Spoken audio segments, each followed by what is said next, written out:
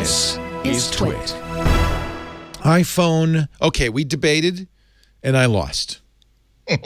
Who had iPhone SE? Anybody? Did anybody have SE? It's not out yet, Leo. They could still make an iPhone Mother of Dragons. I could still be right. Technology.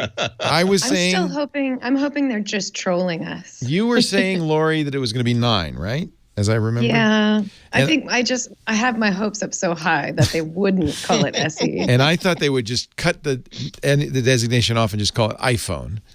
But the rumor, now this is just a rumor still, right? iPhone SE, red. I'm just happy they're not calling it iPhone Home, because that would just be so ET. iPhone Home. It's got a home button. iPhone Home. Writes itself. iPhone Home. So where does this information come from? Is this another one of the 9 to 5 Mac? They had a reader tell them that it's the iPhone SE. It's coming in white, black, and red. It's Product 250 gigabytes, and that it's going to be released imminently as soon as last Friday, which unfortunately didn't happen. But imminent could mean any time after that. Should be right now. So. It's Tuesday, right? They do it on Tuesdays. It should be right now. It should be right now. Apple, release it. There's drama, Leo. There's drama. Because What's the drama? John Prosser, who's also been doing a lot of rumors lately, said it was going to be the 15th, which is next week.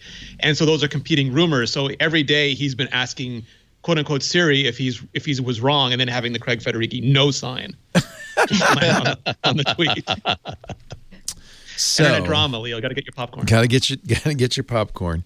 Should I throw out all of these? Well, I mean, we do know it's going to be based on the A11 Bionic that's in the iPhone 8. We know that, right? Or do we not? We hope. I mean, this is all guessing. We know. Okay. We know that it's going to be based on the iPhone 8 chassis, but the internals.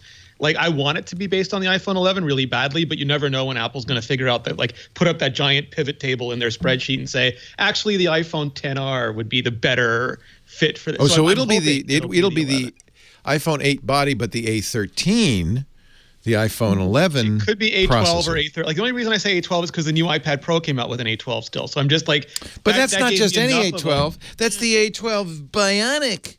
Yeah. So this could be the A12. That's before X. I'm losing Andy. A12 Z. The A12 Z Bionic. My God, they're starting to slide into like Sony brand name. Like, wow, I really love my new Sony A55L music player. Yeah. Like, it's I am at the point where I really do. I don't trust my memory for CPUs on Apple anymore. I really do have to check to see. Okay, I do know that 12 is a higher number than this other number, but what subcomponents and what other processes are in there, and what does that actually mean? It would have been nice if they could have gotten the chip cadence to match the phone cadence, so the iPhone 11 had the A11, but no, it didn't. And the X means a couple more GPUs, and the Z means one more GPU. So, like, what about the extra rumor? letters are the GPU. Since we're talking about the iPad, what about the rumor? And this is the old 2018 iPad.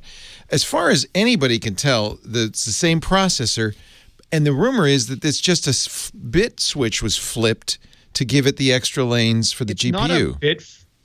It's just binning. Like, they got better at producing them. Like, when you make chips, and Intel is famous for this. Like, an i3 is really just like an i5 that came out worse on the assembly line, and they bin it that way. And they even bin based on performance now, depending on who's buying from them. But like the original Apple TV, not the original one based on macOS, but the other Apple TV was using CPUs that were only one of the cores were good.